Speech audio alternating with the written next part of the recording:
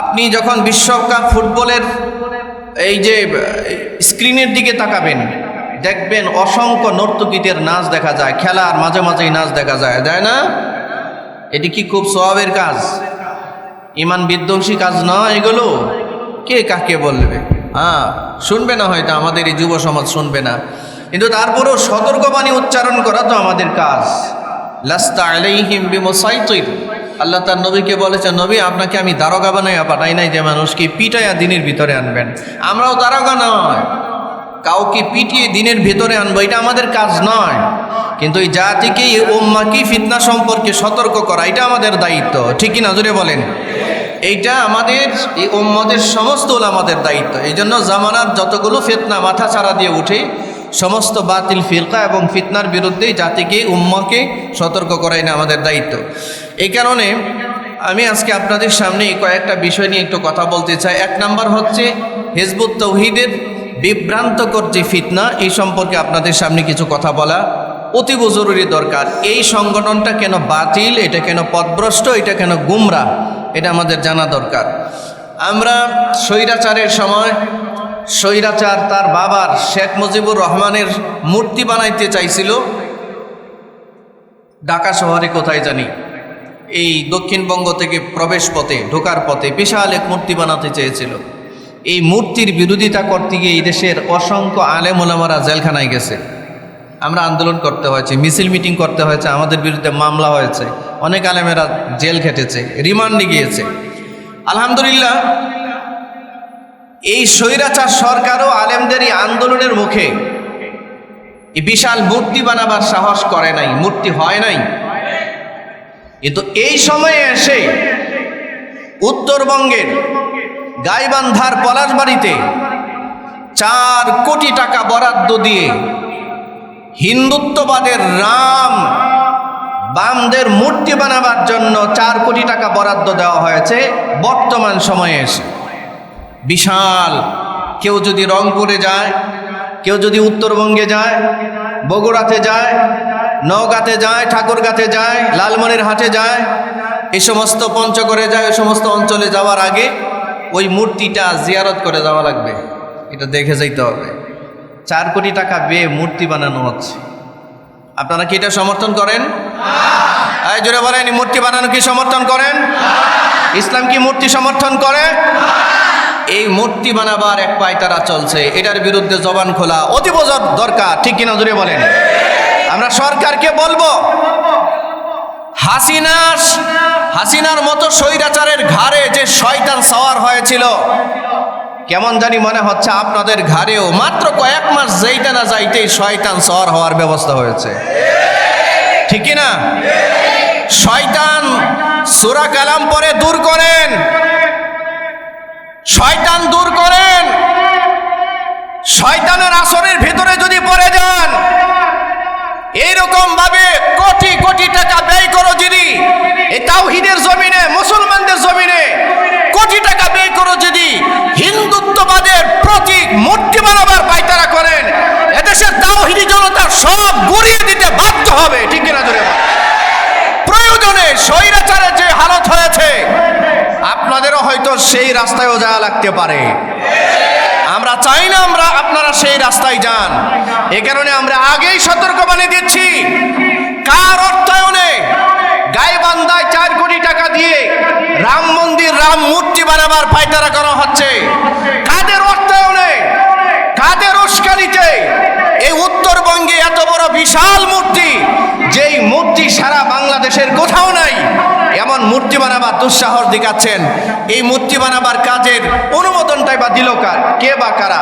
এটা কি খতিয়ে দেখার দরকার আছে না?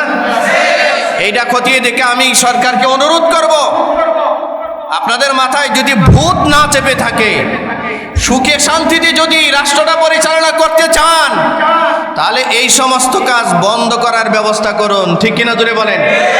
এগুলো যদি বন্ধ না হয়, এই তাওহীদের জমিনে, মসজিদ মাদ্রাসার জমিনে, আলেম ওলামাদের জমিনে এখানে 4 কোটি টাকা, 5 কোটি টাকা, 10 কোটি টাকা দিয়ে মূর্তি বানাবেন, এটাই দেশের তাওহীদি জনগণ মেনে নিবে না। বড় বড় নেতাদের গলার মধ্যে জুতা পরিয়ে তারপরে টেনে টেনে মূর্তি জমিনে নামানো হয়েছে 24 বাংলাদেশের গণ অভ্যুত্থানের পরে, ঠিক কিনা জোরে বলেন? প্রয়োজনে আবারও গণ অভ্যুত্থান হবে, তাও এই তৌহিদের জমিনে মূর্তি বানাতে দেওয়া হবে না, মূর্তি বরদাস্ত করা হবে না এই জমিনের মধ্যে। এ কারণে সতর্ক করছি, মূর্তি বানাবার পায়তারা যারা করছেন, এই মূর্তি বানাবার পায়তারা বন্ধ করুন। উত্তরবঙ্গ এবং বাংলাদেশের কোথাও যদি এ ধরনের মূর্তি বানাবার ষড়যন্ত্র কেউ করে থাকেন, সরকারকে বলবো, প্রশাসনকে বলবো, আপনারা হস্তক্ষেপ করে এই মূর্তি বানাবার ষড়যন্ত্রকে রুখে দেন, বন্ধ করার ব্যবস্থা করেন। এই মূর্তি টর্তি এই তাওহীদের জমিনে চলবে না, ঠিক কিনা জোরে বলেন? হিন্দুত্ববাদে হিন্দুস্তানে যেমন মসজিদ রাখতে চাচ্ছে না, তারা অসংখ্য মসজিদ বুলডোজার দিয়ে ভেঙে দিয়েছে। আমরা কিন্তু এই তাওহীদের জমিনে এখনো পর্যন্ত কোন হিন্দুত্ববাদের মন্দির আমরা বুলডোজার দিয়ে ভাঙতে বলি না, ভাঙা এটা আমাদের কাজও না। আমরা সহনশীল মুসলমান, আমাদের ধর্ম অন্য কোনো ধর্মের ধর্মীয় তীর্থস্থান, গির্জা, পেগোডা, মন্দির, এগুলোকে বুলডোজার দিয়ে ভেঙে দেওয়া, এটা আমাদের ধর্ম সাপোর্ট করে না। এটা হিন্দুত্ববাদের মালাউনরা সাপোর্ট করতে পারে, কিন্তু মুসলমানরা এটা সাপোর্ট করে না, ঠিক কিনা? এমন এক অশান্তি হিন্দুস্তানে চলছে, এই হিন্দুস্তানের অশান্তি বাংলাদেশে পাচার করবার জন্য 4000 কিলোমিটারের সীমান্ত বর্ডার আছে আমাদের ইন্ডিয়া, সে 4000 কিলোমিটারের বর্ডার। এই বর্ডারকে ক্রস করে, পুশুইন করে বাংলাদেশে অসংখ্য মানুষকে পাঠানোর এবং বাংলাদেশকে একটা অস্থিতিশীল করার ব্যবস্থা করা হচ্ছে, ঠিক কিনা? এই অস্থিতিশীলের একটা সূত্র হচ্ছে উত্তরবঙ্গ। আমরা শুনতে পাচ্ছি পশ্চিমবঙ্গের ভারতের বিভিন্ন রাজনৈতিক নেতারা বক্তব্য দিচ্ছে যে বাংলাদেশ থেকে উত্তরবঙ্গকে, বিশেষ করে রংপুর ডিস্ট্রিক্টটাকে, বিভাগটাকে বাংলাদেশ থেকে আলাদা করে ইন্ডিয়ার মধ্যে অন্তর্ভুক্ত করার জন্য, চট্টগ্রাম বিভাগকে বাংলাদেশ থেকে আলাদা করে ইন্ডিয়াতে অন্তর্ভুক্ত করবার জন্য এই সমস্ত বক্তব্য আমরা শুনতে পাচ্ছি। আমরা সজাগ দৃষ্টি রাখছি, সরকারকে বলবো আপনারাও সজাগ দৃষ্টি রাখুন। এই প্রত্যেকটা কথার সাথে যোগসূত্র আছে। এই স্বৈরাচারের আমলে তার বাবার মূর্তি বানাতে পারে নাই, সাহস এখানে দেখাতে পারে নাই। এখন মুসলমানদের এই জমিনে কোটি কোটি টাকা দিয়া রাম মূর্তি বানাবার যারা ষড়যন্ত্র করছে, এর পিছনে দীর্ঘমেয়াদী একটা যোগসূত্র আছে, দেশটাকে অস্থিতিশীল করার এটা একটা পায়তারা, ঠিক কিনা জোরে বলেন? সরকারকে বলবো, এই অস্থিতিশীলতা থেকে দেশকে রক্ষা করতে হলে এই মূর্তি যারা বানাবার পিছনে অর্থায়ন করেছে, যারা এটাকে অনুমোদন দিয়েছে, যারা সেখানে কাজ করার ব্যবস্থা করে দিয়েছে, প্রত্যেকটাকে জবাবদিহিতার আওতায় আনুন, জেলখানায় বন্দী করেন, এটাকে বন্ধ করার ব্যবস্থা করেন। আপনারা যদি মূর্তি বানানো বন্ধ না করেন, যদি সরকার প্রশাসন যদি এটার ব্যবস্থা গ্রহণ না করে, বাধ্য হবে মুসলমানরা এই মূর্তি কেমনে ভাঙতে হয় এটার প্রশিক্ষণ এই দেশের জনগণের জানা আছে, ঠিক না? জনগণকে সেদিকে উদ্বুদ্ধ করবেন না, আপনাদের কাজ আপনারাই করেন। আমরা এটাই প্রার্থনা করি। এটা 2 নম্বর ইস্যু আজকের। 3 নম্বর ইস্যু হলো, গতকালকে আমি শুনলাম, দেখলাম, এটা ইন্টারিম সরকার, অন্তর্বর্তী সরকার ক্ষমতায় থাকা অবস্থায় বাংলাদেশের প্রাথমিক বিদ্যালয়গুলোতে নাচ, গান, নৃত্যকলার, চারুকলার বাচ্চাদেরকে, প্রাইমারি স্কুলের বাচ্চাদেরকে যেন নাচ গান শেখানো যায়, এই জন্য নাচের শিক্ষক নিয়োগ দিবে বলে ইন্টারিম সরকারের সময়, এই কি বলে এটা, অন্তর্বর্তীকালীন সরকারের সময় এমন একটা আইন পাশ করার পায়তারা তারা করেছিল। এদেশের তাওহীদি জনতা, এদেশের মুমিন মুসলমানরা সজাগ হওয়ার কারণে এটা থেকে তারা বিরত হতে বাধ্য হয়েছিল, মনে আছে আপনাদের? এখন নতুন করে শুনছি এই বিএনপি সরকার ক্ষমতায় আসার পরে নতুন করে আবার এই প্রাথমিক শিক্ষা ব্যবস্থাপনায়, প্রাথমিক বিদ্যালয়ে বাচ্চাদেরকে কিভাবে নাচ শেখানো যাবে, ডান্স শেখানো যাবে, গান শেখানো যাবে, শিল্প চর্চার নামে, চারুকলা চর্চার নামে আধিপত্যবাদীর, হিন্দুত্ববাদীর অপসংস্কৃতি প্রাথমিক বিদ্যালয়ে বাচ্চাদেরকে শিখাবার পায়তারা করার জন্য প্রায় 64,000 গানের শিক্ষক, শিল্পকলার, নাচানাচির শিক্ষক প্রাথমিক বিদ্যালয়ে নিয়োগ দেওয়ার একটা ষড়যন্ত্র এই সরকারের শিক্ষা মন্ত্রণালয়ের। গতকালকে আমাদের দেশের শিক্ষা প্রতিমন্ত্রী হিসাবে, শিক্ষামন্ত্রী তো এহসানুল হক মিলন সাহেব, এরপরে শিক্ষা প্রতিমন্ত্রী হিসেবে আর একটা লোক, এর নাম সম্ভবত ববি হাজ্জাজ, যে বাংলাদেশের শিক্ষা ব্যবস্থা তার কোনো সম্পর্ক নাই। পড়াশোনা করেছে ইংলিশ মিডিয়ামে, পড়াশোনা করেছে বিদেশে, ব্যারিস্টারি পড়াশোনা করেছে। এই দেশের জনগণের সাধারণ মানুষের বাচ্চা কাচ্চা প্রাইমারি স্কুলে পড়ে। আপনি কি আপনার বাচ্চাকে, যে বাচ্চাটাকে প্রাইমারি স্কুলে দিয়েছেন, এই বাচ্চাটা কি নাচ শিখতে দিয়েছেন? কথা বলেন না কেন?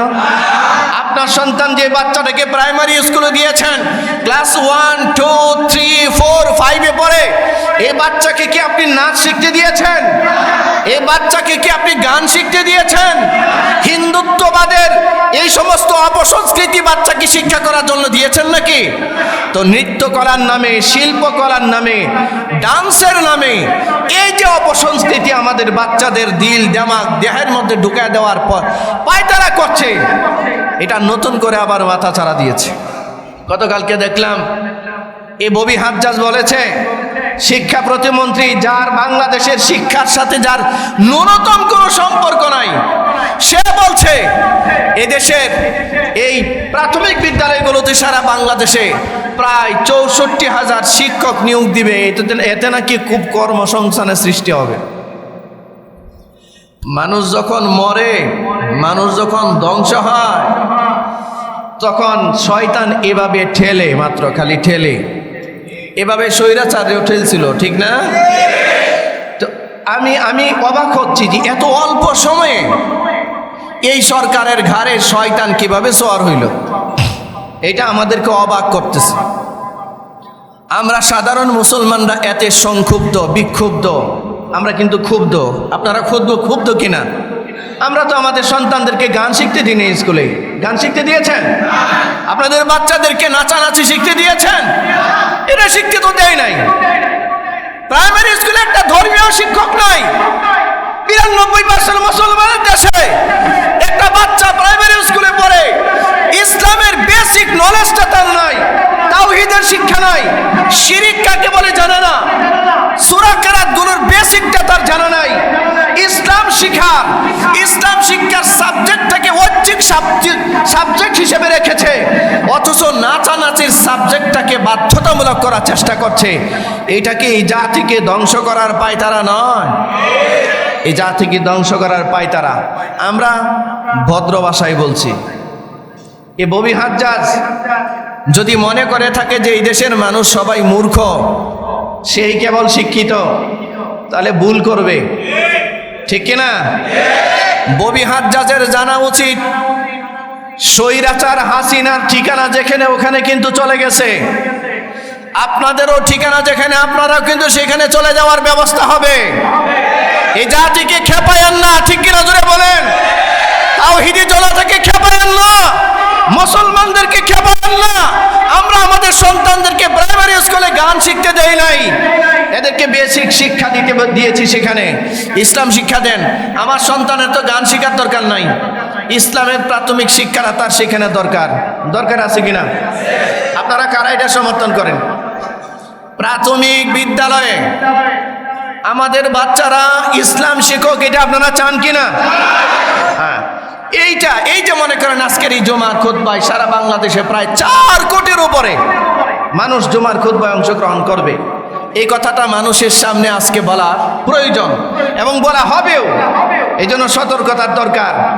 যদি প্রাথমিক শিক্ষা ব্যবস্থা থেকে এই প্রাথমিক বিদ্যালয়ে গানের শিক্ষক নিয়োগের পায়তারা যদি চলে, এর বিরুদ্ধে যদি আবারও সংগ্রামের আন্দোলন করতে হয়, প্রস্তুত আছেন তো ইনশাআল্লাহ? এটার ব্যবস্থা করতেই হবে। আমরা আমাদের বাচ্চাদেরকে এরকম গান আর নাচ শেখার জন্য প্রাথমিক বিদ্যালয়ে দেই না। সরকারকে 2 নম্বরে সতর্ক বার্তা দিচ্ছি, আপনারা এই সমস্ত বন্ডামি বদমাইশি বন্ধ করেন। এই সমস্ত কাজ যাদের ষড়যন্ত্রে হচ্ছে, এগুলোকে চিহ্নিত করেন।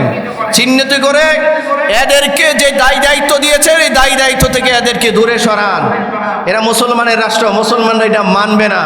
আমার সন্তানকে আমি চাবো, একজন হিন্দু যদি তার সন্তানকে স্কুলে দেয়, হিন্দুর সন্তানের অধিকার আছে, খ্রিস্টানের সন্তানের অধিকার আছে, তার ধর্ম সম্পর্কে জানার অধিকার আছে কি নাই?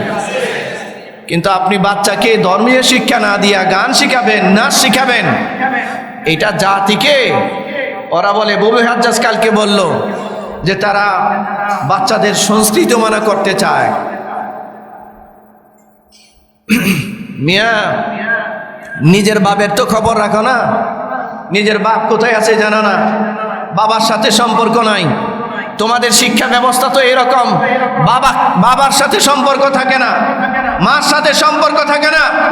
এই শিল্পকলার নামে, নৃত্য শিখাবার নামে, অপসংস্কৃতি শিখাবার নামে পারিবারিক বন্ধন ধ্বংস করা হচ্ছে এই দেশে, ঠিক কিনা জোরে বলেন। আর মুসলমানদের শিক্ষা হচ্ছে এই বন্ধন মরণ পর্যন্ত অটুট থাকবে। মুসলমানদের আমাদের মা বাবা আমাদের জীবদ্দশায় বৃদ্ধাশ্রমে যাবে, আমাদের মা বাবা এক রুমে পরে মরে থাকবে, এই জাতীয় শিক্ষা আমরা আমাদের বাচ্চাদেরকে দেই না, ঠিক কিনা? আমরা ওই শিক্ষা দেই যে মার চোখের দিকে তাকালে কবুল হজের সওয়াব হয়, বাবার চোখের দিকে তাকালে কবুল হজের সওয়াব হয়, মাকে বাবাকে একটু হাসালে আল্লাহকে হাসানো হয়, মার পায়ের নিচে সন্তানের জান্নাত বরাদ্দ রাখা হয়েছে। আমরা এই শিক্ষা দিই। আমরা আমাদের জান্নাতকে সারা জীবন আমাদের মাথার উপরে রাখি।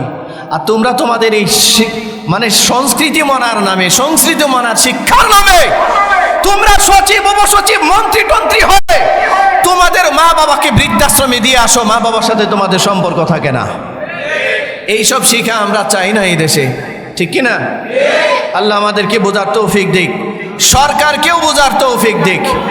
দেখেন 3টা ফিতনা নিয়ে কিন্তু আজকের জমার আলোচনা, আমি 2টা সম্পর্কে অলরেডি বলেছি। 3 নাম্বার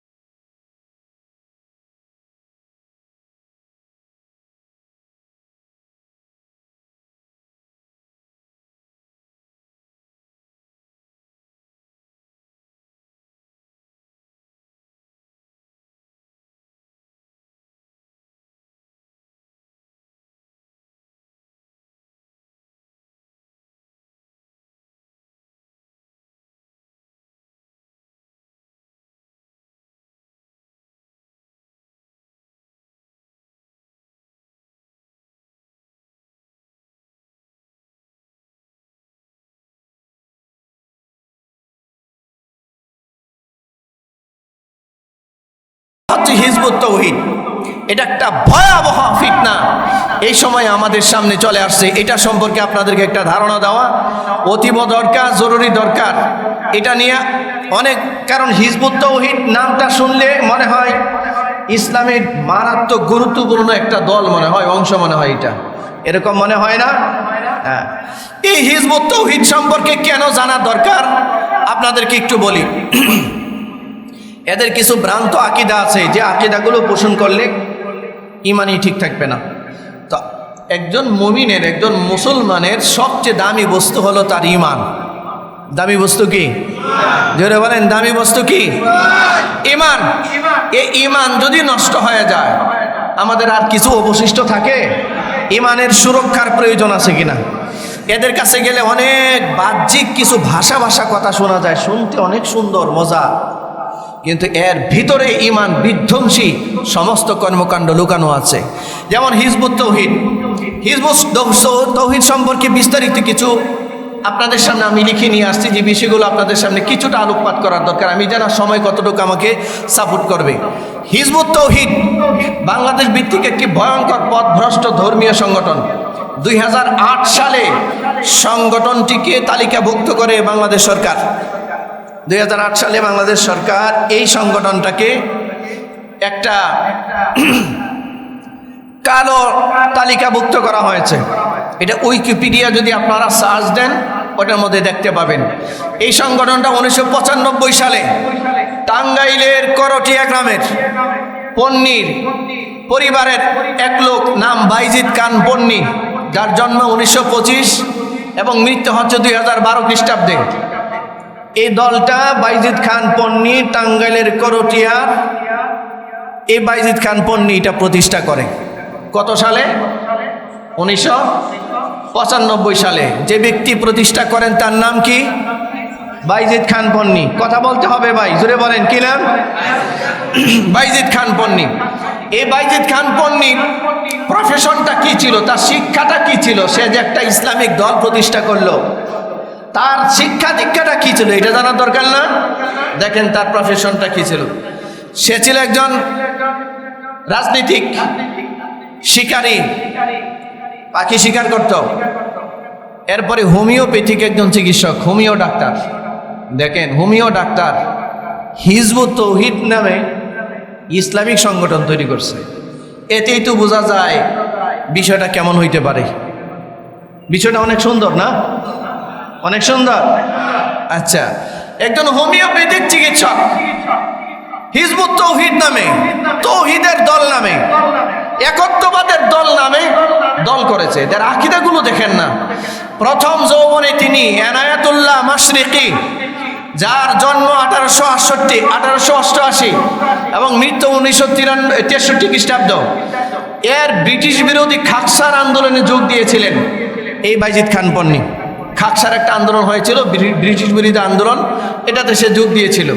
পরবর্তীতে রাজনৈতিক সংস্রব থেকে বিচ্ছিন্ন হয়ে নিরিবিলি জীবনযাপন শুরু করেন।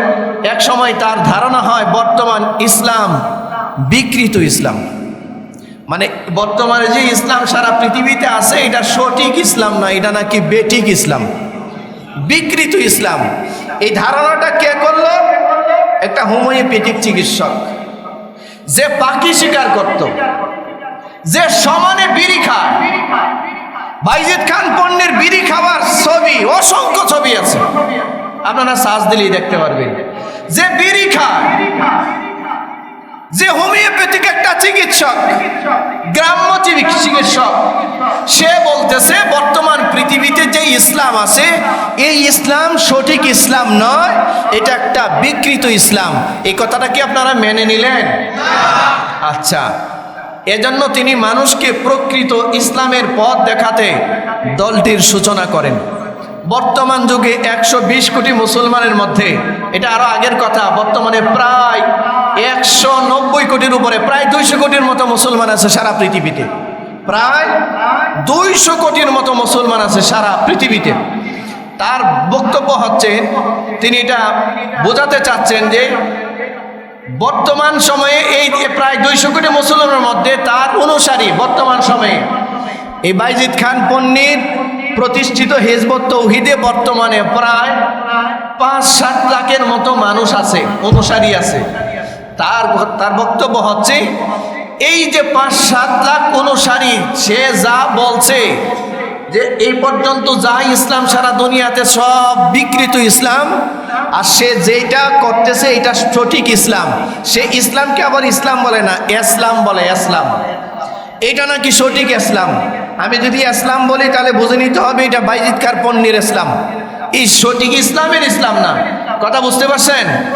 এই ইসলামের ক্ষেত্রে 200 কোটি মুসলমানের মধ্যে এই 5-7 লাখ মানুষ যারা তার মতাদর্শ অনুসরণ করে, কেবলমাত্র তারাই ইমানদার, আর সারা পৃথিবী যত মুসলমান আছে সব বেঈমান আর কাফের। আপনারা কি বলেন? বাইজিদ খান পন্নীর এই ফতোয়া অনুযায়ী আপনারা মুসলমান আছেন তো? আছেন নাকি কেউ? আমি তো দেখি যে 1 নাম্বার কাফের। আমি তো বাইজিদ খান পন্নীর এই সমস্ত মতাদর্শ মানি না। এটা তো বন্ডামি, প্রতারণা। সে 5-7 লাখ তার অনুসারী ব্যতীত সবাই রে কাফের ফতোয়া দিয়ে দিছে। এরা সবাই মানে বিকৃত ইসলামের অনুসারী, এরা ইমানদার নয়। নাউজুবিল্লাহ, জুড়ে বলেন। এই কথাটা সে কোথায় লিখেছে? ইসলামের প্রকৃত রূপরেখা, তার লেখা একটা বই আছে, এটার 11 নম্বর পৃষ্ঠা এটা লেখা আছে।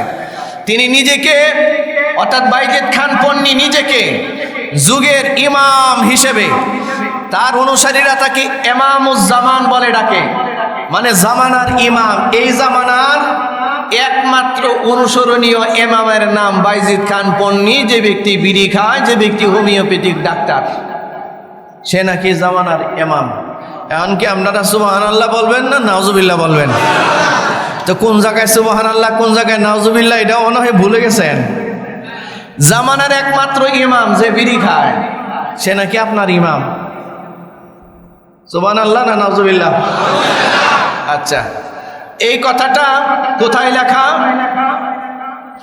হিজবুত তাওহীদের গঠনতন্ত্র, হিজবুত তাওহীদের গঠনতন্ত্রের পৃষ্ঠা নাম্বার 13-তে এই কথাটা লেখা হচ্ছে। সে দাবি করছে সে জামানার ইমাম। আমি কিন্তু রেফারেন্স সহ বলছি। তাদের মতে রাসূল সাল্লাল্লাহু আলাইহি সাল্লামের মৃত্যুর 100 বছরের মধ্যেই ইসলাম বিকৃত হয়ে যায়। অতঃপর দীর্ঘ 1300 বছর এই উম্মাহকে হিজবুত তাওহীদের এই পবিত্র কর্মসূচি থেকে মাহরুম, বঞ্চিত রাখার পর আল্লাহ তার অসীম করুণায় তার দেয়া কর্মসূচির পরিচয় মাননীয় ইমামুজ্জামানকে বোঝার তৌফিক দিয়েছেন। মাননীয় ইমামুজ্জামান বলতে কি বুঝাইছে? কারে বুঝাইছে? আপনারা মনে বুঝান নাই। বলেন বাইজিদ খান পন্নীরে বুঝাইছে। কারে বুঝাইছে? বলেন বিড়িখোর বাইজিদ খান পন্নীরে বুঝাইছে। বলেন বিড়িখোর, হোমিও ডাক্তার, গ্রাম্য ডাক্তার, হ্যাঁ, এরপরে শিকারী, পাখি মারার এক ব্যক্তি, সে নাকি জামানার ইমামুজ্জামান। নবীজির ইন্তেকালের 100 বছর পর থেকেই ইসলাম বিকৃত হয়ে গেছে। এই দীর্ঘ 1300 বছর পর্যন্ত ইসলাম বিকৃত অবস্থায় আছে। প্রকৃত ইসলাম মক্কার ইমামের কাছেও নাই, প্রকৃত ইসলাম মদিনার ইমাম সাহেবদের কাছেও নাই, প্রকৃত ইসলাম সৌদি আরবে নাই, প্রকৃত ইসলাম পৃথিবীর কোথাও নাই, প্রকৃত ইসলাম বাইতুল মুকাররমের খতিবের কাছেও নাই, প্রকৃত ইসলাম দিল্লির খতিবের কাছেও নাই, প্রকৃত ইসলাম মরক্কোর খতিবের কাছেও নাই, প্রকৃত ইসলাম ইসলামাবাদের সেন্ট্রাল মসজিদের খতিবের কাছেও নাই, প্রকৃত ইসলাম বিড়িখোর বাইজিদ খান পন্নীর কাছে। হাস্যকরেরও তো একটা লিমিট থাকা দরকার, মানে হাসিরও তো একটা লিমিট থাকা দরকার। এটা হাসিরও কোনো খোরাক দেখি না, মানে পাগলেরও একটা লিমিট থাকা দরকার। লিমিট ছাড়া পাগল, ঠিক কিনা জোরে বলেন? এই কথাটা লেখছে কোথায়? ওই তার যে হিজবুত তাওহীদের গঠনতন্ত্র, এটার মধ্যে পৃষ্ঠা নাম্বার 69 থেকে 71 নম্বর পৃষ্ঠায় কথা লেখা আছে। তারা অন্য মুসলমানদের সাথে সালাত আদায় করে না। গুরুত্বপূর্ণ একটা ইস্যু।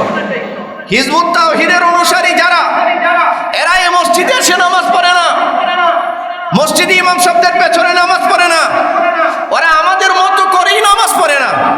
ওদের নামাজের সিস্টেমই আলাদা। এটা দেখছেন কিনা আপনারা? তাদের বক্তব্য অনুসারে তাদের নামাজের সিস্টেম হচ্ছে একটা সামরিক ট্রেনিং। আল্লাহু আকবার। এলো নামাজ। দেখছেন নামাজের সিস্টেম দেখছেন? যেমনি দেখবেন হঠাৎ করে আপনারা হিজবুত তাওহীদ সম্পর্কে একটু সার্চ দিয়ে দেখেন, আল্লাহু আকবার এ কথা বলি দ্রুত, মানে সামরিক ওই যে আপনার কি বলে সামরিক লোকজন যারা আছে, যেমন এই সেনাবাহিনী বলেন, পুলিশ বলেন, র্যাব বলেন, এরা যখন ট্রেনিং দেয়, এই ট্রেনিং দেওয়ার যে প্রশিক্ষণের ব্যবস্থাপনা, তারা নামাজটাকে এরকম একটা প্রশিক্ষণের ব্যবস্থা করছে। নামাজ কি ট্রেনিং? নাউজুবিল্লাহ যে বললেন না, ইসলামের ফরজ একটা বিধান ঈমান আনার পরে গুরুত্বপূর্ণ ফরজ বিধানের নাম হলো নামাজ। এই নামাজকে যারা এরকম সামরিক প্রশিক্ষণের জায়গা নিয়েছে, এরা ঈমানদার আছে? এরা ঈমানদার আছে? আরো মারাত্মক ব্যাপার হচ্ছে নারী পুরুষ একসাথে নামাজের ব্যবস্থা, কোনো পর্দাপসিদা নাই, একসাথে এক বিল্ডিং এ এক রুমের ভিতরে নামাজ পড়ছে, এবং ওরা শুধু ওদের মতাদর্শ যারা তাদের পিছনেই নামাজ পড়ে, এমনি কোনো মসজিদে তারা নামাজ পড়ে না। তাদের বক্তব্য হচ্ছে যার ঈমান নাই, যে কাফের, এর পিছনে কিসের নামাজ? তার বক্তব্য অনুসারে আমরা তো বিকৃত ইসলাম মানি, আমরা ঈমানদারই না, আমরা বেঈমান, তো আমাদের পিছনে নামাজই হয় না।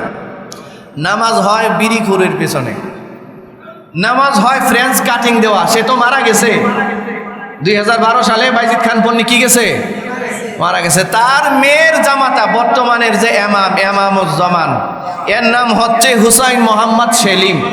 এর নাম কি? হুসাইন মোহাম্মদ সেলিম। এই হুসাইন মোহাম্মদ সেলিমের ফ্রেঞ্চ কাটিং দাড়ি আছে, ফ্রেঞ্চ কাটিং, প্যান্ট শার্ট পরে, মাথায় টুপি নাই, কিচ্ছু নাই। সে হচ্ছে নাকি তার পরবর্তীতে রেখে যাওয়া এমামুজ্জামান, এই জামানার এমাম। আপনারা মুফতি আব্দুল মালিক সাবরি ইমাম বলতে পারবেন না, বলতে হবে বাইজিদ খান পন্নীর রেখে যাওয়া শয়তানের দুরাচার এই কি নাম এটার, সেলিম রে বলবেন যে প্যান্ট পরে, শার্ট পরে, দাড়ি নাই, ইসলামের বেসিক গুলোর সাথে যার দুশ্মনী শত্রুতা। দেখেন আর একটু সামনে যাই, বাকি কথাগুলো পরে আসবে ইনশাল্লাহ। তারা অন্য মুসলমানদের সাথে সালাত আদায় করে না। সালাত মানে বুঝছেন তো, কি আদায় করে না?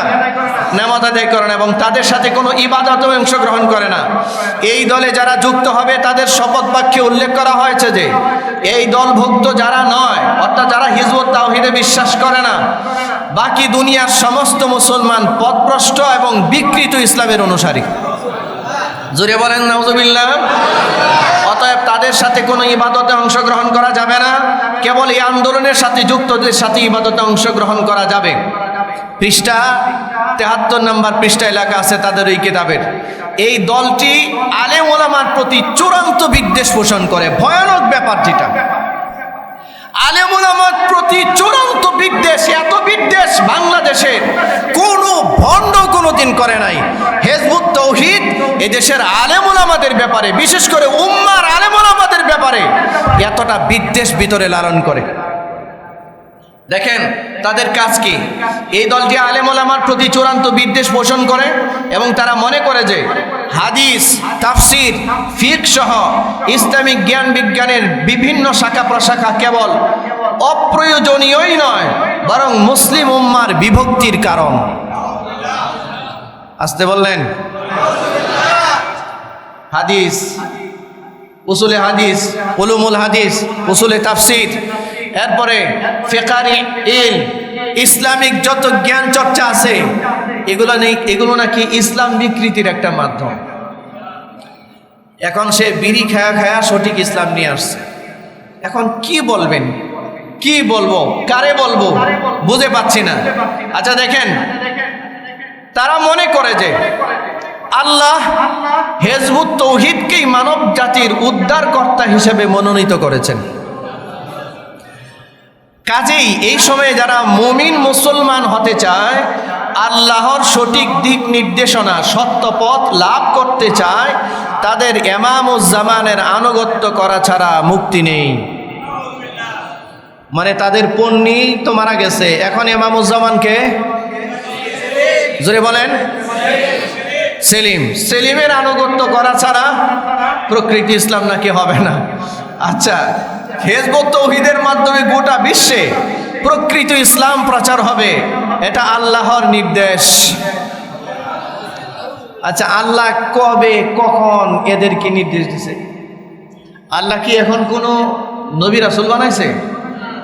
তার কাছে কি ওহী আসে? এ ভাই, মুহাম্মদ রাসূলুল্লাহ সাল্লাল্লাহু আলাইহি ওয়াসাল্লামের পরে নবী রাসূল দুনিয়াতে আসার কোনো ব্যবস্থা আছে? তাহলে সে কেমনে জানলো যে আল্লাহ তারে মনোনীত করছে প্রকৃত ইসলামের জন্য? বলেন, এটা কিভাবে জানলো? বলেন, এর মাথায় শয়তান পেশাব করছে। এটা রাত্রে শয়তানে স্বপ্ন দেখাইছে। না হয় যে বেটা বিড়ি খায়, যে হোমিও ডাক্তার, সে বলে দুনিয়ার কোথাও প্রকৃতি ইসলাম নাই, সে বিড়ি খায় আর হোমিও ডাক্তারি করে প্রকৃতি ইসলাম বুঝে গেছে। আফসোস, এদের দল আস্তে আস্তে বড় হচ্ছে। যাই হোক, পন্নী আল্লাহর পক্ষ থেকে মুজিজা প্রাপ্তির দাবি করে, সে আল্লাহর পক্ষ থেকে মুজিজা প্রাপ্ত হয়েছে। মুজিজা কারা প্রাপ্ত হয়? নবীরা। তো পন্নী কি নবী? এ ভাই, কথা বলেন না কেন? পন্নী কি নবী? তাহলে প্রকারান্তরে সে আমাদের নবীর আখিরি নবীর নবুয়তকে অস্বীকার করেছে, কাদিয়ানীদের মতো, ঠিক কি না? আচ্ছা, এরপরে দেখেন কি লেখা।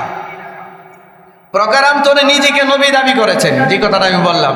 যেমন তিনি নিজের একটি 10 মিনিটের ভাষণকে আল্লাহর মুজিজা হিসেবে দাবি করেন এবং প্রচার করেন যে এই মুজিজার মাধ্যমে আল্লাহ তাকে হিজবুত তাওহীদকে হক হিসেবে ঘোষণা দিয়েছেন। তিনি বলেন, এর চেয়ে বড় রহমত আর কি হতে পারে?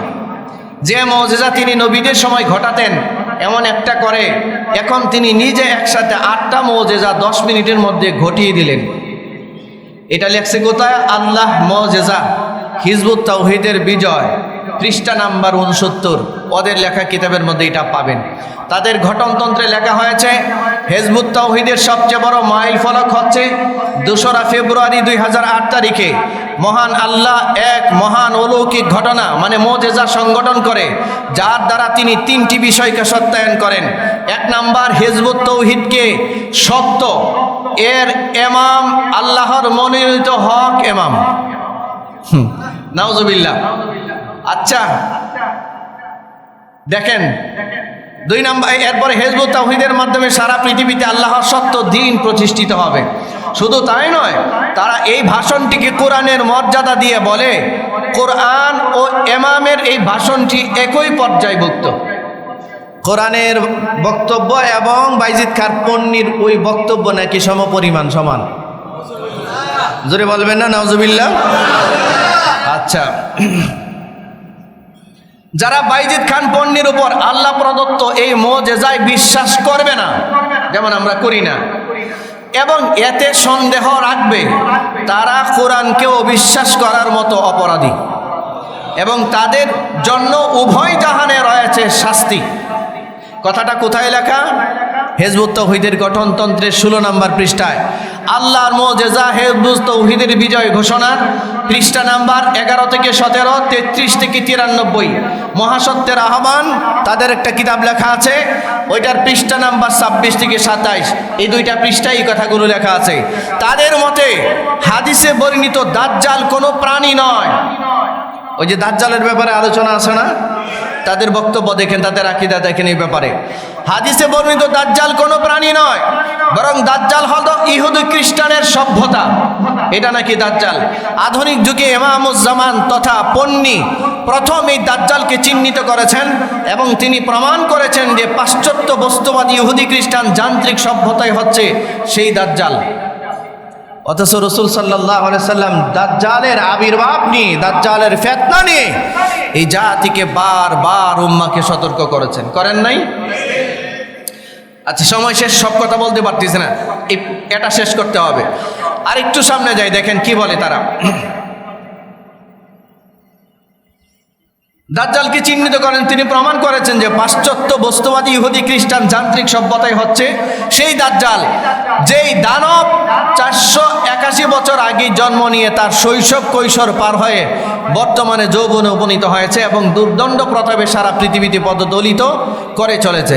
আজ মুসলিম সহ সমস্ত পৃথিবী অর্থাৎ মানব জাতিকে তাকে প্রভু বলে মেনে নিয়ে তার পায়ে সিজদায় পড়ে আছে। দাজ্জাল ইহুদি খ্রিস্টান সভ্যতা নামে তার একটা বই লেখছে। এইটার এরপরে মহাসত্যের আহ্বান, এটা 13 নম্বর পৃষ্ঠায় এই কথাগুলো লেখা আছে।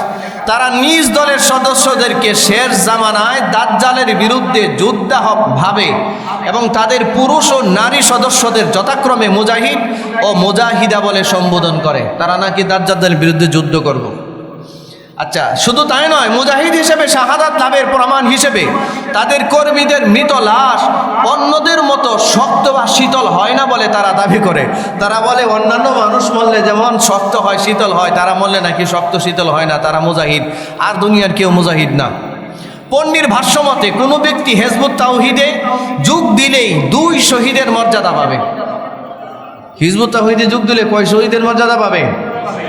আপনারা কি ঘুমাইতেছেন না? একটু শোনার দরকার আছে। আচ্ছা, যদি সে শেষ পর্যন্ত থাকে, শুধু তাই নয়, হিজবুত তাওহীদে যারা সত্যিকার ভাবে এসেছে তাদের জন্য জান্নাত নিশ্চিত। হিজবুত তাওহীদ জান্নাত বিক্রি করে দিছে। আচ্ছা, তারপরে হলো কি জানি, এ ব্যাপারে বিন্দু পরিমাণ সন্দেহের অবকাশ নাই, মানে জান্নাত যে নিশ্চিত এটা কনফার্ম, 100% ওভার কনফার্ম। হিজবুত তাওহীদে যেতে দেরি হবে, জান্নাতে যাইতে দেরি হবে না।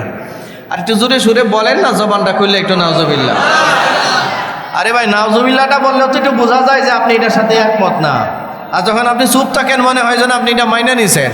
একটু বলেন নাউজুবিল্লাহ বলেন। আচ্ছা, এখন কে কোন জান্নাতে যাবে তা আমলের উপরে নির্ভর করবে। আল্লাহ মুজিজা হিজবুত তাওহীদের বিজয় ঘোষণার 65 নম্বর পৃষ্ঠায় এই কথা লেখা আছে। এই দলের নিকট প্রকৃত ইসলাম হলো তাওহীদ ও জিহাদ, অর্থাৎ কিতাল বলে তারা এটাকে। আর ইবাদত হলো খেলাফত, অর্থাৎ প্রকৃত ইবাদত হলো আল্লাহর দেওয়া দিন জীবন ব্যবস্থা মোতাবেক তার পক্ষ হয়ে শাসন করা। সালাত, সিয়াম মানে নামাজ, রোজা, হজ, যাকাত এগুলো প্রকৃত ইবাদতের কাজ নয়, বরং এগুলো জীবন পরিচালনার জন্য কিছু বিধান মাত্র। দাজ্জাল ইহুদি খ্রিস্টান সভ্যতা নামক যে বই লিখেছে তারা, ওই বইয়ের 87 নম্বর পৃষ্ঠায় এই কথা লেখা আছে, নামাজ, রোজা, হজ, যাকাত এগুলো ইসলাম নয়। ইসলাম নাকি শুধু তাওহীদ আর কিতালের মধ্যে, জিহাদের মধ্যে ইসলাম। নাউজুবিল্লাহ বলে নাউজুবিল্লাহ। আচ্ছা, এই ইবাদত তথা খিলাফত প্রতিষ্ঠার লক্ষ্যে তাদের আকীদা ও ঈমানের মূল কেন্দ্রবিন্দু হলো জিহাদ, এমনকি ঈমানের মূল শর্তই হলো জিহাদ। ইসলামের প্রকৃত সালাহ নামে তারা একটা বই লেখছে, এটার 42 নম্বর পৃষ্ঠায় কথাটা লেখা আছে। তাই সশস্ত্র জিহাদ ত্যাগ করলে সে আর মুমিন থাকে না, বরং দিন থেকেই সে বহিষ্কৃত হয়ে যায়। সালাতকে তারা মনে করেন জিহাদের প্রশিক্ষণ, অর্থাৎ নামাজকে তারা জিহাদের কি মনে করে? প্রশিক্ষণ মনে করে। চিন্তা করেন মানে কি পরিমাণ অজ্ঞতা। এজন্য তারা সামরিক কুচকাওয়াজের মতো শঠান এবং দ্রুতগতি সম্পন্ন নব্য এক সালাত, এক নামাজের নীতি তারা চালু করেছে। তারা, আপনারা যদি বিশ্বাস না হয়, হিজবুত তাওহীদের নামাজের সিস্টেমটা একটু দেখেন, আপনাদের কাছে মনে হবে কি ব্যাপার, এভাবে তো আর্মিরাও ট্রেনিং দেয় না। তারা যেমনি ট্রেনিং দেয়, থপস করে পড়ে যায়, থপস করে উঠে যায়, আল্লাহু আকবার, সামি আল্লাহু লিমান হামিদা, এরকম করে ধমকাধমকি করে নামাজের ব্যবস্থা। এটা কি কোনো নামাজের সিস্টেম? গোটা উম্মাহকে, সমস্ত পৃথিবীর সমস্ত আলেম ওলামাদেরকে অবজ্ঞা করে এরকম একটা বিড়িখোর, এরকম একটা ফাসিক হিজবুত তাওহীদের নামে গোটা উম্মাহর ভিতরে একটা মারাত্মক ফিতনা সৃষ্টি করেছে। ঠিক কিনা ধরে বলুন। এ ব্যাপারে আমাদের ঈমান হেফাজত করা জরুরি। এরপরে সামনের কিছু কথায় আসেন, তারা মনে করে উম্মতে মুহাম্মাদি সম্পূর্ণ জাতিটাই সামরিক বাহিনী, এটা সবটাই নাকি সামরিক বাহিনী। হজ সম্পর্কে তাদের ধারণা, এটি কোনো ইবাদত নয়, হজ কোনো ইবাদত নয়। নাউজুবিল্লাহ বলবেন না? অথচ হজ ফরজ ইবাদত। কে করেছেন? এটার কোনো বর্ণনা দেওয়ার দরকার আছে আপনাদের সামনে? আচ্ছা, বরং গুরুত্বপূর্ণ সিদ্ধান্ত গ্রহণের জন্য মুসলমানদের বার্ষিক সম্মেলন বলছে হজ কোনো ইবাদত না, সারা পৃথিবীর মুসলমানরা ওখানে একত্রিত হবে গুরুত্বপূর্ণ সিদ্ধান্ত নেওয়ার জন্য, কোনো ইবাদত না এটা। জোরে হ্যাঁ রে নাউজুবিল্লাহ বলতে তো কষ্ট হইতেছে আপনাদের। আচ্ছা, তাদের ভাষায় হজ কোনো তীর্থযাত্রা নয়, আন্তর্জাতিক কনফারেন্স। ওইটা জানি, আন্তর্জাতিক ইন্টারন্যাশনাল কনফারেন্স। ইসলামের অন্য সব কাজের মতোই আজ হজ সম্বন্ধেও এই জাতির আকীদা বিকৃত হয়ে গেছে। মানে তার ধারণা হচ্ছে এখন মুসলমানরা যেমন ইহরামের কাপড় পরে তালবিয়া পরে আরাফার মাঠে উপস্থিত হয়, সে বলছে এইটা হজের কাজ না। হজের কাজ হইলো সবাই এক কানে হইয়া কনফারেন্স করা, কেমনে যুদ্ধ করা যায়। নাউজুবিল্লাহ বলবেন না? তার এই কথার সাথে আপনারা একমত নাকি দ্বিমত? কারা কারা দ্বিমত? সবাই দ্বিমত? আচ্ছা, আলহামদুলিল্লাহ, বুঝাইতে পারছি আপনাদেরকে। আচ্ছা, মুসলমানদের বার্ষিক সম্মেলন, তাদের ভাষায় হজ কোনো তীর্থযাত্রা নয়, আন্তর্জাতিক কনফারেন্স।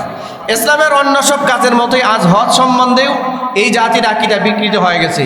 এই বিকৃত আকীদায় হজ আজ সম্পূর্ণরূপে একটি আধ্যাত্মিক ব্যাপার, আল্লাহর সান্নিধ্য অর্জন করার পথ। প্রথম প্রশ্ন হচ্ছে, আল্লাহ সর্বত্র আছেন, সৃষ্টির প্রতি অনুপরমাণুতে আছে, তবে তাকে ডাকতে, তার সান্নিধ্যের জন্য এত কষ্ট করে দূরে যেতে হবে কেন? অর্থাৎ মক্কা মদিনায় যাওয়া লাগবে কেন হজ করতে? তার প্রশ্ন। এখন কি বলবেন আপনারা? এটা কি সাধুবাদ যাওয়ার দরকার? হ্যাঁ, এটা কি বন্ধ করার প্রয়োজন নাই? এই যে সরল প্রাণ মুসলমানদেরকে এভাবে ধোঁকা দিচ্ছে, এভাবে মুসলমানদেরকে বিভ্রান্ত করছে, এটা কি বন্ধ করার দরকার নয়?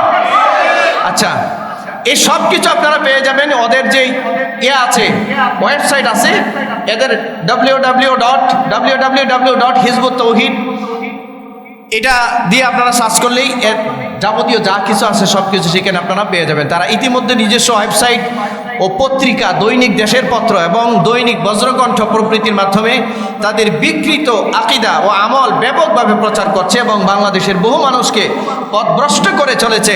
অতএব এদের ব্যাপারে হুঁশিয়ার থাকা আমাদের একান্ত জরুরি। জরুরি কিনা?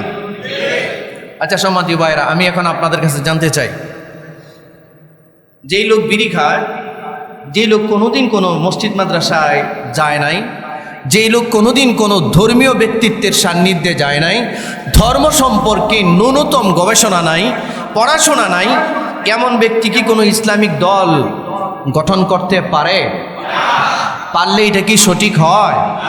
আচ্ছা, এদের হিজবুত তৌহিদের প্রথম এজেন্ডাগুলোর মধ্যে একটা গুরুত্বপূর্ণ এজেন্ডার নাম হচ্ছে উম্মতের উলামায়ে কেরামদের থেকে সাধারণ মানুষকে বীতশ্রদ্ধতা তৈরি করে, একটা ভয়ভীতি তৈরি করে, উল্টাপাল্টা বুঝিয়ে, ভুল ভাল বুঝিয়ে উম্মতের উলামাদেরকে আসামির কাঠগড়ায় দাঁড় করিয়ে সাধারণ মানুষকে আলেমদের থেকে দূরে সরানো। এদের প্রত্যেকটা বক্তব্যের মধ্যে দেখবেন এরা দাবি করে যে এই পর্যন্ত, অর্থাৎ নবীজির ইন্তেকালের 100 বছর পরেই ইসলাম বিকৃত হয়ে গেছে।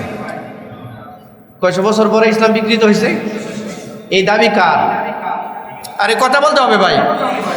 হিজবুত তৌহিদের ইমাম বাইজিদ খান পন্নির এবং এখন বর্তমানে তাদের যে ইমাম হুসাইন মোহাম্মদ সেলিমের এই দাবি যে নবীর ইন্তেকালের 100 বছর পরে, 100 বছর পর্যন্ত ইসলাম ঠিক ছিল, 100 বছর পরে ইসলাম বিকৃত হয়ে গেছে, এখন আর সঠিক ইসলাম নাই। এরপর থেকে হাজার হাজার লক্ষ লক্ষ কোরআনের তাফসীর, হাদিসের ব্যাখ্যা গ্রন্থ, যত কিতাব পৃথিবীতে এসেছে, যেমন এরা বুখারীকে, মুসলিমকে, এরপরে ইবনে মাজাহ, নাসাই, আবু দাউদ হাদিসের এই কিতাবগুলোকে সরাসরি শুধু বলে নাই যে এইগুলো সব মানে সমস্ত বাতিল কিতাব, এটা শুধু বলে নাই, না বলে যখন তারা এই কথাগুলো বলেছে যে নবীজির ইন্তেকালের 100 বছর পরে ইসলাম বিকৃত হয়ে গেছে, এই কথার অর্থ হলো নবীজির 100 বছর, ইন্তেকালের 100 বছর পরে, 150 বছর পরে হাদিস লিপিবদ্ধ করা হয়েছে, 200 বছর পরে হাদিস লিপিবদ্ধ করা হয়েছে। তার এই বক্তব্যের মাধ্যমে হাদিসের যত কিতাব আছে সমস্ত কিতাবকে অস্বীকার করা হয়েছে। অস্বীকার করা হলো কি হলো না? আচ্ছা, এরপরে নবীজির ইন্তেকালের পরে সঠিক ইসলাম নাই। 1400 বছর পরে সঠিক ইসলামের বার্তা নিয়ে কোন শয়তান নাকি বাইজিদ খান পন্নির কাছে আসছে, এসে বলছে প্রকৃত ইসলাম তোমার কাছে, তুমি ইমামুজ্জামান, তুমি জামানার ইমাম। এদের আরো আকীদা আছে, কখনো কখনো নিজেকে ইমাম মাহদী বলে দাবি করার চেষ্টা করেছে, আখিরি পয়গম্বরের রিসালাতকে অস্বীকার করার চেষ্টা করেছে এবং সারা পৃথিবীর সমস্ত রাতকে দিন করে, দিনকে রাত করে, খেয়ে না খেয়ে যে ইলমের খেদমত করেছেন, এই খেদমতকে তারা অস্বীকার করেছে। উম্মতের আলেমদেরকে সাধারণ মানুষের কাছে দোষী সাব্যস্ত করে নতুন এক সহজীকরণ ইসলাম সামনে নিয়ে এসেছে। এই সহজীকরণ ইসলামের মধ্যে একটা সহজ হচ্ছে তাদের ইসলামে অনুগ্রহ মানে প্রবেশ করলে দাড়ি রাখা লাগে না। যেমন তাদের ইমামের দাড়ি নাই, তাদের ইসলামে তারা ইসলাম বলে না, ইসলাম বলে। কি বলে? তাদের ইসলামে মানে প্রবেশ করলে পর্দার আর প্রয়োজন পড়ে না। নারী পুরুষ একসাথেই চলা যায়, একসাথে ওঠা বসা করা যায়, পর্দা ভুষি দ্বারা প্রয়োজন পড়ে না। আপনারা বলেন তো, যেমন এখানে আসার পরে আমি এর আগে এই ডকুমেন্টসটা দেখাতে চাচ্ছিলাম আপনাদেরকে, এটা আমার নেট না থাকার কারণে দেখাইতে পারি নাই।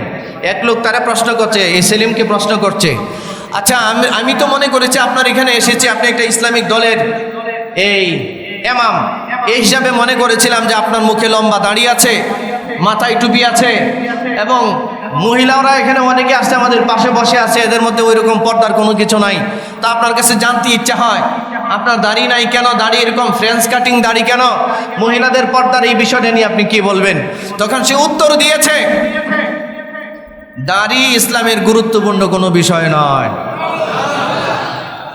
পর্দা, আপনারা যেটাকে পর্দা বলেন, এটা ইসলামের গুরুত্বপূর্ণ কোনো বিষয় নয়। এই পানির বোতলটা লাও, পানির বোতলটা এখানে কোথায় আছে?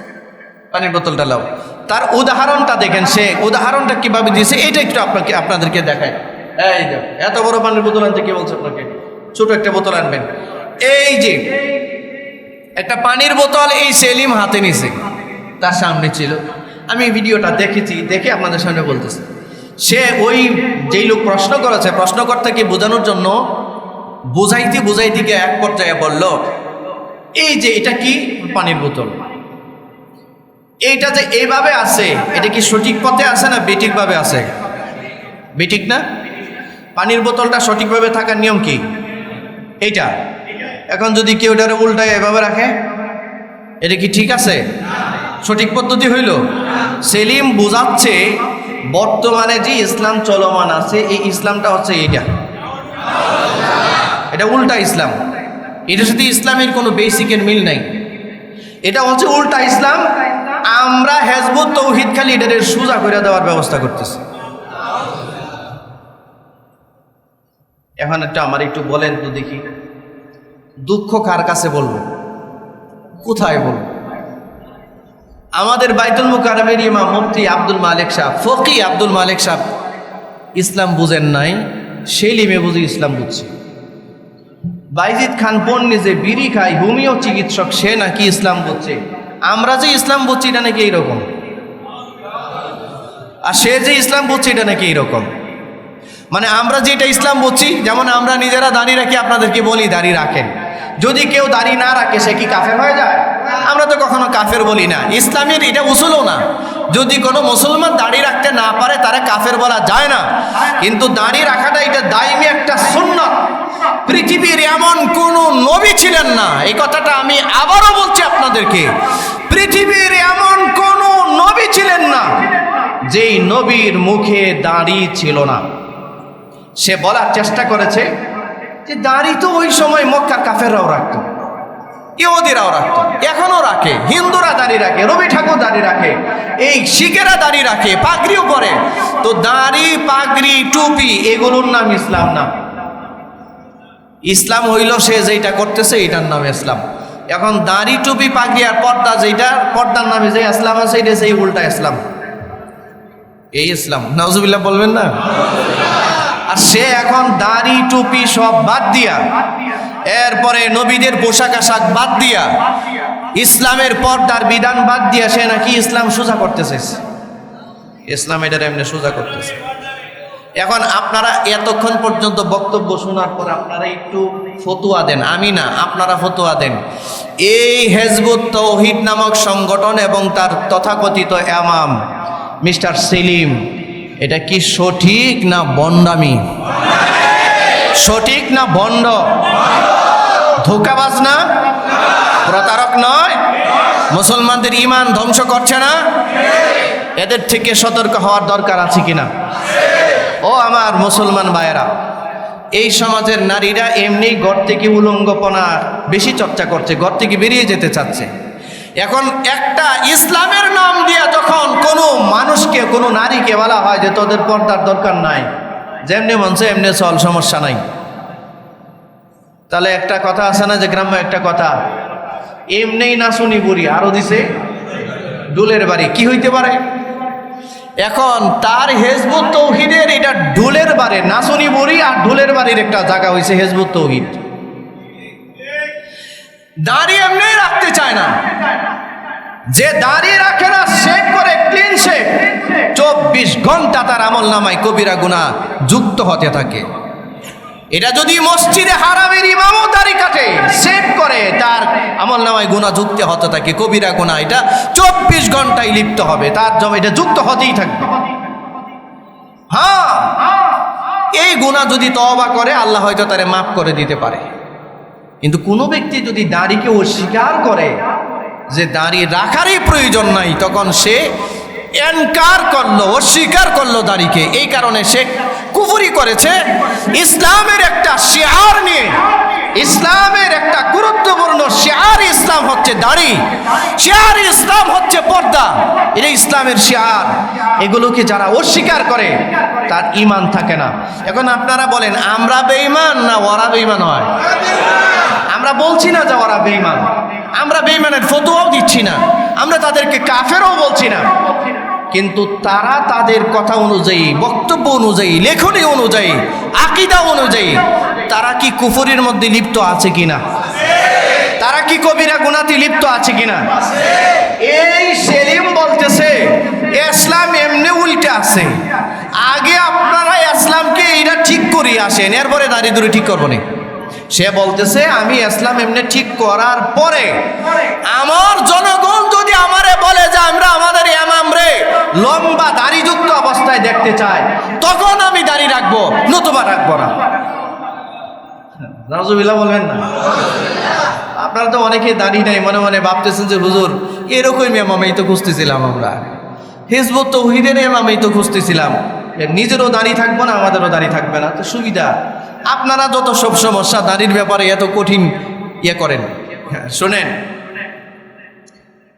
আপনাদের কি বলছি যে দাড়ি রাখা ফরজ? এই কথা কি আমরা কেউ বলছি? দুনিয়ার কোনো আলেম ওলামারা বলছেন? আমরা শুধু বলছি যে দুনিয়ার এমন কোনো নবী নাই যেই নবী দাড়ি রাখেন নাই।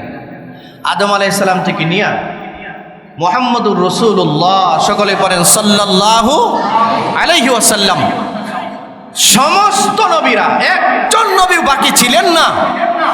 এটা হিজবুত তাওহীদের ইমাম এই হুসাইন মোহাম্মদ সেলিমের প্রতি আমার পক্ষ থেকে চ্যালেঞ্জ থাকলো, যদি এটা প্রমাণ করতে পারে পৃথিবীতে 100 লক্ষের উপরে নবী রাসূল গিয়েছেন, একজন নবী দাড়ি ছাড়া ছিলেন, তাহলে আমরা আর কোনোদিন হিজবুত তাওহীদের ব্যাপারে আর কথা বলবো না।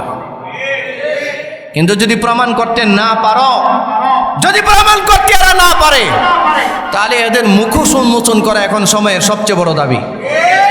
এরা ভণ্ড, এরা প্রতারক, এরা ধোঁকাবাজ, এরাই মূলত ইসলামকে বিকৃত করার ষড়যন্ত্র করছে, ঠিক কিনা ধরে বলে। এদের থেকে নিজেদেরকে নিরাপদে থাকতে হবে, রাখতে হবে। আমার প্রিয় ভাইরা, একটা হচ্ছে পৃথিবীর কোন নবী রাসূল দাড়ি ছাড়া ছিলেন না, পৃথিবীর কোন মুমিন মুত্তাকি দাড়ি ছাড়া ছিলেন না। 2 নাম্বার হচ্ছে পুরুষের মুখে দাড়ি হবে, নারীর মুখে দাড়ি থাকবে না। এই ডিজাইনটা পছন্দ করা কার? জোরে বলেন। আচ্ছা, এই হিজবুত তাওহীদের সেলিমের কি ক্ষমতা আছে কোনো নারীর মুখে দাড়ি গজাবার?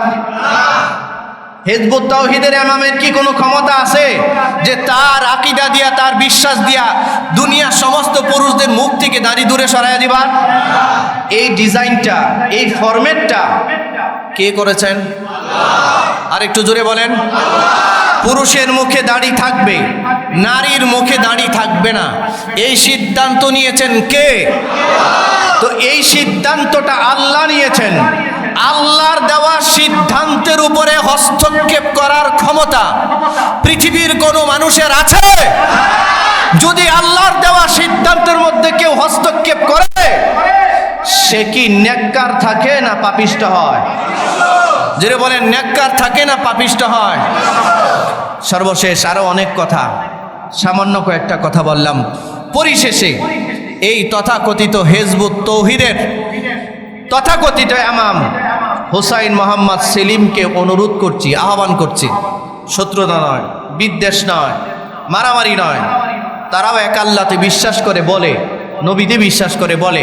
এখন আমরা ধরে নিচ্ছি তারা মুসলমান, আমরা তাদেরকে কাফের ফতোয়া দিচ্ছি না, যদিও বা তারা আমাদেরকে কাফের ফতোয়া দিচ্ছে। আমরা তাদেরকে বেঈমান ফতোয়া দিচ্ছি না, যদিও বা তারা আমাদেরকে বেঈমান ফতোয়া দিচ্ছে। আমরা কখনোই বলছি না যে মুসলমানরা একসাথে জামাতে নামাজ পড়তে পারবে না, কিন্তু তারা তাদের অনুসারীদেরকে বলছে যে কোনো মসজিদে আমাদের হিজবুত তৌহিদের আকীদা তারা বিশ্বাস করে না, তাদের পিছনে নামাজ পড়া যাবে না। এরকম ভয়ানক মারাত্মক আকীদার বিকৃতি থাকার পরেও আমরা উদাত্ত আহ্বান জানাচ্ছি মিস্টার সেলিমকে, ভাইয়ারা আমার, হিজবুত তাওহীদের যে কিছু মানুষ হিজবুত তাওহীদের আকীদা পোষণ করেছেন, আপনাদেরকেও বলছি এটা ফিতনার জামানা। আপনারা শুধু হুসাইন মোহাম্মদ সেলিমের কথা শুনবেন কেন, আমাদের কথা শুনবেন কেন? আপনারাও তো সরাসরি আল্লাহর কাছে হিদায়াত চাইতে পারেন, পারা যায় কি যায় না? একটা মানুষের কি এটা কর্তব্য নয় আল্লাহর কাছে হেদায়েতটা চাওয়া, যে আল্লাহ আমি পথহারা বিপদগামী, আমরা সেই রাস্তাটা চাই। গায়রিল মাগদুবি আলাইহিম ওয়ালাদ-দাল্লিন, তাদের রাস্তা না যারা বিপদগামী পথগ্রস্ত। আপনারা বলেন এই কথাটা কি, এই কথাটা বলে আল্লাহর কাছে দোয়া করা, এটা কি একজন সাধারণ মুসলমানের জন্য অপরিহার্য কিনা? এই মুহূর্তে জরুরি কিনা? সঠিক হেদায়েতটা চাওয়াটা জরুরি কিনা? আমরা বলছি না যে আমাদের কথা আপনারা মেনে নেন, আমরা বলছি আল্লাহর কাছে আপনি সঠিক হেদায়েত চান, যে আল্লাহ আপনি আমাকে সঠিক হেদায়েত দান করেন, সিরাতে মুস্তাকিম দান করেন।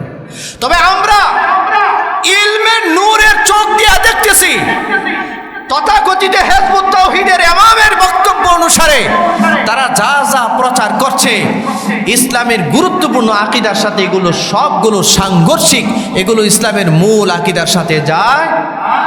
সুতরাং এই দলে অন্তর্ভুক্ত হওয়া, এই দলে ইনভলভ হওয়া, এই দলের ইমামের কথা মানা সম্পূর্ণ হারাম, সম্পূর্ণ নাজায়েজ।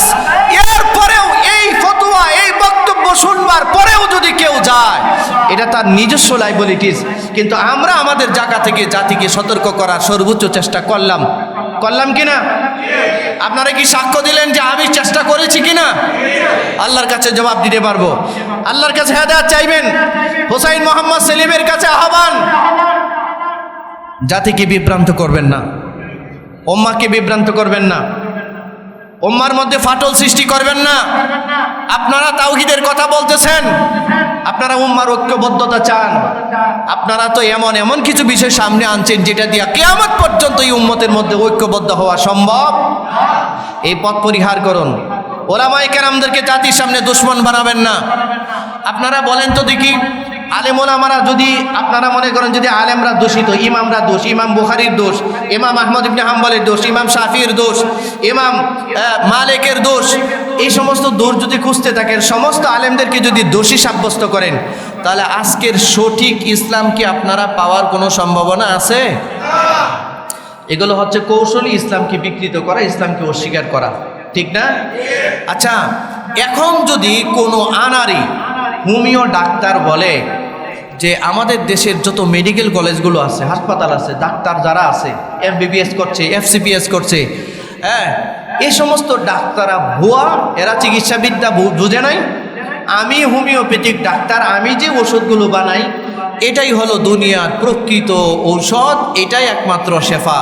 আর সারা দুনিয়াতে যত ডাক্তার আছে, যত মেডিকেল কলেজ আছে, হাসপাতাল আছে, সব ভুয়া। এই কথাটা কি সঠিক হবে? বলেন, এটা সঠিক হবে? আচ্ছা, এটা যদি সঠিক না হয়, সমস্ত চিকিৎসা বিদ্যালয়কে, চিকিৎসকদেরকে অস্বীকার করে, হাসপাতালকে অস্বীকার করে, কোন ব্যক্তি যদি দাবি করে যে আমার চিকিৎসা নিজে যেটা মন চাইছে এটাই ঠিক, এটা যেমন বন্যামি, মূর্খতা, ঠিক এই সময়ে এসে উম্মতের উলামায়ে কেরামদেরকে মূর্খ বলে, উলামায়ে কেরামদেরকে বিকৃত ইসলামের অনুসারী বলে দাবি করা, আর সেলিমের মতো ব্যক্তি প্রকৃত ইসলাম বুঝেছে। বাইজিদ খান পন্নীর মতো একটা বিড়িখোর, একটা শিকারী, একটা হোমিও ডাক্তার যখন বলে আমি প্রকৃত ইসলাম বুঝেছি, দুনিয়ার কোন ব্যক্তি ইসলাম বোঝে নাই। ইমাম বুখারী ইসলাম বোঝে নাই, ইমাম মুসলিম ইসলাম বোঝে নাই, ইমাম আবু হানিফা ইসলাম বোঝে নাই, যুগে যুগে আলেমরা ইসলাম বোঝে নাই, আমি ইসলাম বুঝেছি। এটা কি সঠিক? এটা কি সঠিক? এটা ওই ডাক্তারদেরকে অস্বীকার করা যেমন মূর্খতা, এরকম আলেমদেরকে অস্বীকার করা ইসলামের নামে এরকম একটা মূর্খতা। ঠিক কিনা জোরে বলেন? আপনি ইসলামের সুনিপন সুরেখা কখনোই পাবেন না আলেমদেরকে বাদ দিয়ে। এই জন্য আপনাদের কাছে বিনীত অনুরোধ, এই তিনটা ফিতনা নিয়ে আজকে কথা বললাম, এর মধ্যে গুরুত্বপূর্ণ বিষয় হলো হিজবুত তাওহীদের ভয়ানক এই বিভ্রান্তিকর আকীদা থেকে আপনাদেরকে সতর্ক করা। ভুলেও আপনারা হিজবুত তাওহীদের এই আকীদায় বিশ্বাস করবেন না, যদি করেন আপনারা সঠিক ইসলামের মধ্যে থাকতে পারবেন না। আল্লাহ আমাদেরকে বোঝার তৌফিক দান করুন। ওয়া মা আলাইনা ইল্লাল বালাগ।